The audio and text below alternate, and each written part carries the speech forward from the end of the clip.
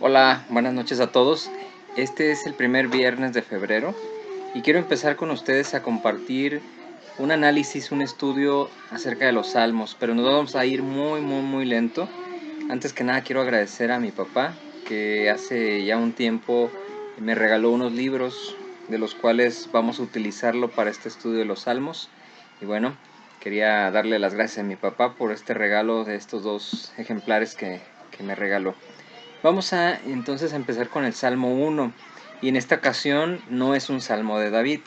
Este salmo número 1 y 2 son una introducción, digamos, a toda esta parte de los salmos, la primera parte que vamos a estar meditando. Y encontramos al inicio de este salmo, en el versículo 1, una bienaventuranza, junto con la del capítulo 2, versículo 12. Pero específicamente en esta del versículo 1, capítulo 1, presenta un énfasis teológico muy importante para el judaísmo. Es la importancia de la instrucción de la Torá para una vida de piedad, una vida en la piedad, ¿sí? Y no en la Piedad, Michoacán, ¿verdad? Ni en ninguno de estos lugares, sino en una vida que agrada a Dios, en una vida conforme a la voluntad de Dios. Esto entonces lo vemos en este Salmo número 1. Y esta bienaventuranza del versículo 1 específicamente, esta que se presenta en este Salmo, representa la felicidad en una expresión muy amplia. Una bienaventuranza es una expresión de la felicidad en un grado muy alto, ¿sí? Y esta bienaventuranza presenta esa felicidad de una persona que ama y sigue al Señor. Yo quiero preguntarte a través de este estudio, ¿tú eres feliz en los caminos del Señor? ¿O vives amargado, vives estresado por cumplir lo que Dios nos manda? ¿Disfrutas vivir en una vida con Cristo? ¿En una vida con una relación con Dios? ¿O verdaderamente es motivo de carga y aflicción? A mí me gustaría que lo analices desde ahorita que vamos empezando. Este Salmo número 1, versículo 1, bienaventurado, y dice el varón no refiriéndose al hombre masculino, sino a la persona. Bienaventurada aquella persona, ¿sí? Es lo que vamos a estar estudiando. Esa felicidad tan grande de amar y seguir al Señor. Y esta felicidad se encuentra al no dejarse influir por los pecadores, al vivir una vida apartada, ¿sí? En no entregarse al mal andar, y lo vamos a estar estudiando, ni detenerse y sentarse con los pecadores, con aquellos burladores, ¿sí? Lo vamos a ir analizando, sino que esta felicidad se basa en meditar siempre, constantemente, continuamente en estas instrucciones del Señor. Vamos a ver también en este salmo, el versículo 2, el día de hoy, que habla de está su delicia, ¿sí? El crecimiento espiritual del piadoso será como un árbol fuerte, productivo, próspero, que trae bendición a otros con su fruto y su sombra. Señor y Padre, gracias te damos en este momento que nos permites iniciar este estudio. Pedimos tu dirección, Señor, que nos hables, que nos muevas, Señor, que nos sacudas para entender la realidad, Señor, de tu palabra y que encontremos esta razón de la felicidad de todo creyente. Dirígenos, Señor, bendícenos y guíanos en este estudio que vamos a ir avanzando poco a poco. En Cristo Jesús te lo pedimos. Amén. Y vamos a empezar, solamente vamos a ver estos versículos 1 y 2. Voy a hacer uso de este material, de este regalo que me regaló mi papá. Y en este Salmo número 1 vamos a ver el deseo del salmista de enseñarnos el camino a la bienaventuranza y advertirnos de la destrucción segura que trae el vivir en pecado, y en este caso pues de los pecadores, ¿sí? El salmista dice más y de modo apropiado sobre la verdadera felicidad de esta bienaventuranza. Y quiero ir directamente a esta primera parte, versículo 1 dice, bienaventurado. En esta parte vamos a meditar y vamos a entender las bendiciones que reposan sobre el hombre a quien Dios ha justificado. Y esto es bien claro. Yo ahorita les preguntaba si se deleitaban en el andar con Cristo. Y esto es muy importante, ¿sí? Aquí hace una especificación sobre las bendiciones que reposan sobre la persona a quien Dios ha justificado. Si tu vida o tu andar con Dios no es de gozo, habría que analizar si en verdad hemos sido justificados, si en verdad hemos sido regenerados, ¿sí? Habla también de esas bendiciones que disfruta la persona que, que ha recibido al Señor, ¿sí? Que ha tenido un cambio en su interior y que ha ido madurando, que se ha ido perfeccionando y que se seguirá perfeccionando, y de la grandeza de las bendiciones de que va a gozar esta persona. Dice la Escritura: bienaventurado el varón que no anduvo en consejo de malos. Este hombre sigue el consejo prudente y anda en los mandamientos del Señor su Dios. Para él los caminos de la piedad son caminos de paz, ¿sí? Trae tranquilidad, trae esa paz interior y esa satisfacción, esa calma a nuestro interior por andar en sus caminos, la bienandanza. Para esta persona los caminos de la piedad entonces son caminos de paz y de bienandanza. Sus pisadas son ordenadas por la palabra de Dios y no por la astucia y argucias del hombre carnal. Es una señal cierta de gracia interior el hecho de que el modo de andar ha cambiado, esto es muy importante, y que la impiedad es apartada de nuestras acciones. Yo aquí agregaría algo. Esto que estamos hablando es un genuino, un verdadero arrepentimiento. Tu senda, tu caminar ha cambiado, ¿sí? Y has apartado tus pies, tu caminar del mal. Un genuino arrepentimiento. Estamos hablando entonces de una persona entre mil que vive para el cumplimiento por el cual el Señor nos ha creado, ¿sí? Dice también la Escritura: ni estuvo en camino de pecadores. Hay veces que decimos y nombramos y mencionamos a alguna persona como pecador, pero analicemos nuestra vida, analicemos nuestros pecados, ¿sí? Analicemos nuestro andar. No es del todo correcto, no es del todo recto, y nos encanta enjuiciar a las personas, ¿no? Catalogarlas como pecadores.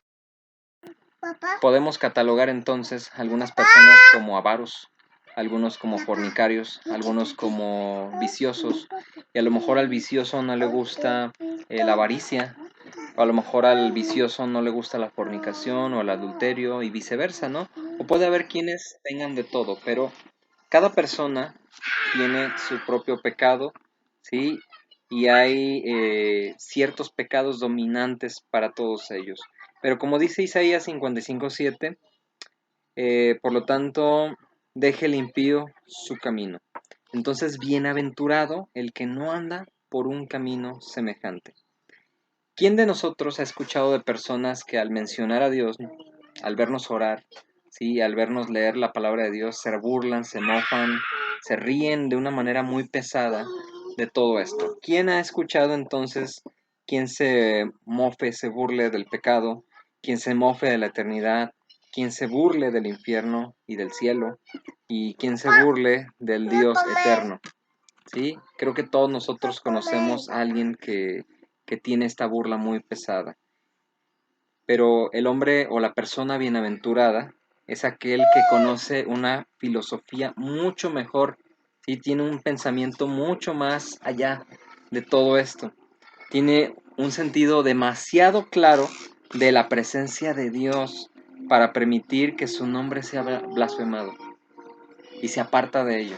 Por eso dice este salmo: bienaventurado aquel hombre que no estuvo en camino de pecadores, ni en silla de escarnecedores se ha sentado. Sí, de aquellos burladores, de aquellos que se mofan, que se burlan. Entonces, cuando los hombres viven en el pecado, van de mal en peor. Al inicio comienzan a andar meramente con el consejo de los que no les importa saber nada de Dios, no se preocupan por agradar a Dios. Pero después de esto se habitúan, ¿sí? Se acostumbran a una vida de pecado y van de mal en peor. Y andan en el camino de los pecadores declarados que voluntariamente quebrantan los mandamientos de Dios. Después se vuelven maestros, parece una escuela, ¿no? Vas adquiriendo grados, se vuelven maestros y tentadores deplorables respecto a los demás y con ellos se sientan en la silla de los escarnecedores. Se han graduado en el vicio y como verdaderos doctores de condenación se les ha concedido el título y los demás les consideran como maestros en Belial. Pero el hombre o la persona bienaventurada posee todas las bendiciones de Dios. No pueden tener contacto con personajes de esta clase, ¿sí? No pueden practicar o llevar una vida de, lo voy a decir así tal cual, ¿no? De una amistad profunda y hablo de en el sentido de que compartas, te ríes y vives con ellos, ¿sí? No es de que te persines, ¿verdad? O te santifiques y ni siquiera los voltees a ver. Si tu intención es para hablarles de la palabra, pues qué bueno, ¿no? Demostrar con tu testimonio que eres diferente, pero no viven con ellos, no participan de sus burlas ni participan de estas cosas, ¿sí? Aquella persona que es bienaventurada se mantiene puro y libre de, digamos, en este ejemplo, ¿no? Que maneja el escritor, se mantiene puro y libre de estos leprosos, aparta las maldades de él como vestidos manchados por la carne de aquellos leprosos. Sale de entre los perversos y se va fuera del campamento, ¿sí? Y va buscando limpiarse. Versículo 2, sino que en la ley de Jehová. Es el pan diario del creyente y sobre todo del creyente verdadero. En los días de David, ¿sí? En aquellos tiempos, solamente tenían aquellos 5 libros, aquellos primeros 5 libros, aquel Pentateuco. Y aún así, con esos pocos materiales, con esos 5 libros, se deleitaba, ¿sí? Lo que era el pueblo y el mismo David. Dice este comentario, ¿cuánto más nosotros que tenemos muchísimos más libros, todo un compendio, toda una vida completa? ¿Cómo no podríamos deleitarnos en la palabra de Dios? Y sobre todo, deleitarnos. Sí, ahorita vamos a analizar eso. ¿Cuánto más pues de alabar toda la palabra, no? Tenemos un privilegio muy grande, lo tenemos impreso, lo tenemos en el teléfono, nos metemos a internet y podemos buscar un versículo bíblico. Hay tantas posibilidades de poder meditar y deleitarnos en la palabra de Dios, como aquellos escudriñadores de Berea, ¿sí? Que buscaban y se metían y estudiaban de una manera muy profunda. La voluntad a la que menciona también este versículo número 2 es el deleite del corazón, el placer cierto en la ley, que no mira a lo que la ley promete. Ahí voy a meditar en la palabra de Dios porque hay esta promesa, o porque hay esta consecuencia, o porque hay este castigo, sino que se deleita porque la ley es santa, justa y buena. ¿Sí? No solo es el amor a la ley, sino que es un deleitarse amoroso de la ley que ni la prosperidad, ni la adversidad, ni el mundo, ni el príncipe del mundo pueden quitar o destruir.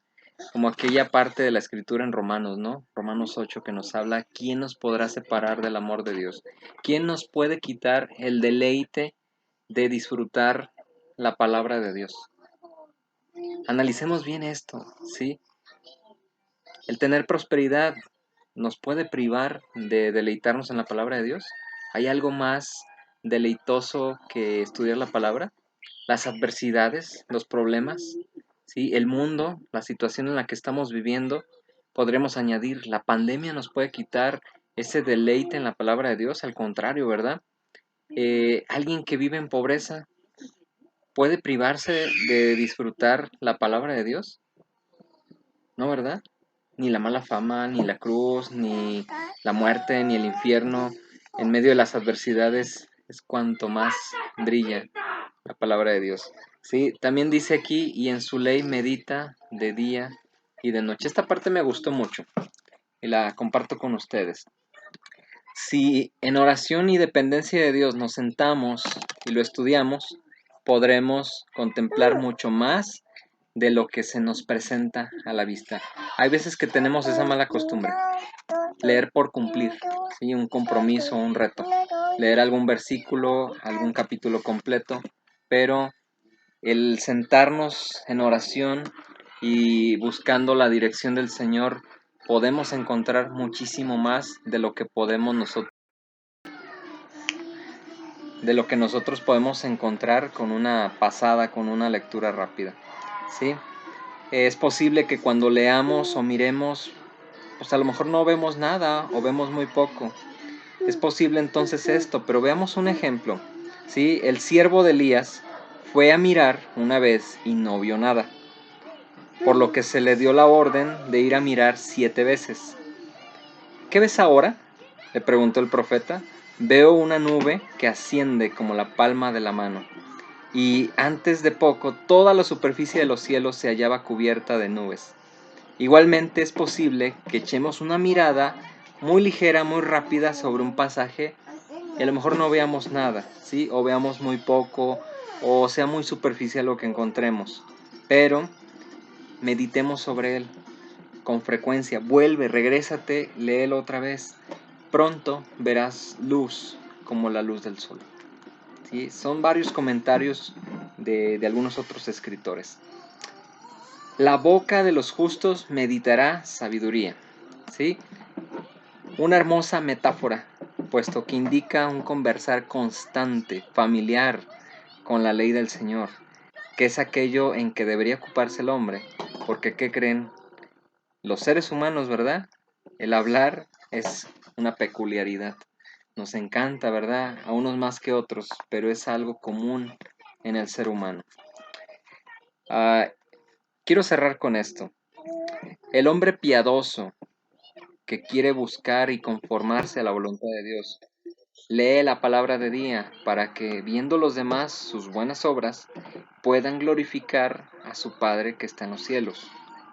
Lo haré de noche para no ser visto de los hombres, de día para mostrar que no es uno de los que temen la luz, de noche para mostrar que es uno de los que pueden brillar aún en la sombra, en la oscuridad, de día porque es la hora de obrar y así obra mientras es de día, de noche para que su Señor no venga como ladrón en la noche y le encuentre ocioso. Todo tiempo, ¿sí? Meditar en la palabra de Dios en todo tiempo. Todo tiempo. Que Dios nos permita, hermanos, ir analizando este pasaje y nos permita ir adentrándonos y que vaya formando en nosotros ese carácter como buenos creyentes. Y verdaderamente seamos muy felices, muy dichosos de andar conforme a la voluntad de Dios sin que sea una carga, sin que sea un pesar el vivir en Cristo y el estar en una relación con Dios. Que Dios les bendiga y nos vemos pronto.